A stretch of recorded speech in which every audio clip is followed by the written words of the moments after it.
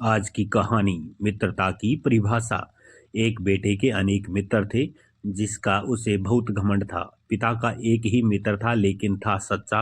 एक दिन पिता ने बेटे को बोला कि तेरे बहुत सारे दोस्त हैं, उनमें से आज रात तेरे सबसे अच्छे दोस्त की परीक्षा लेते हैं। बेटा शहर से तैयार हो गया।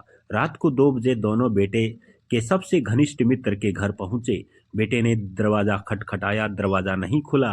बार बार दरवाजा ठोकने के बाद अंदर से बेटे का दोस्त उसकी माता जी को कह रहा था कि माँ कह दे मैं घर पर नहीं हूँ। यह सुनकर बेटा उदास हो गया, अतः निराश होकर दोनों लौट आए। फिर पिता ने कहा कि बेटे आज तुझे मेरे दोस्त से मिलवाता हूँ। दोनों पिता के दोस्त के घर पहुंचे। पिता ने अपने मित्र को आवाज लगाई।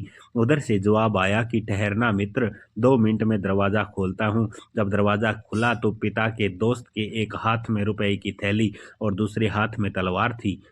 पिता ने पूछा, यह क्या है मित्र?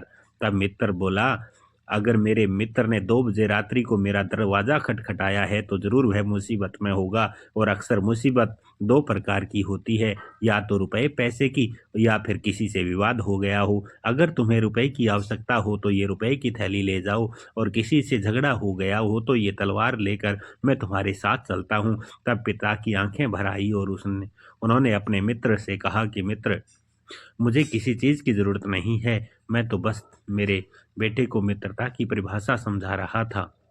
शिक्षा। अतः बेशक मित्र एक चुने, लेकिन नेक चुने। सदैव प्रसन्न रहिए, जो प्राप्त है पर्याप्त है, जिसका मन मस्त है उसके पास समस्त है। Thank you for watching. आपको ये कहानी कैसी लगी जरूर सुझाव दें।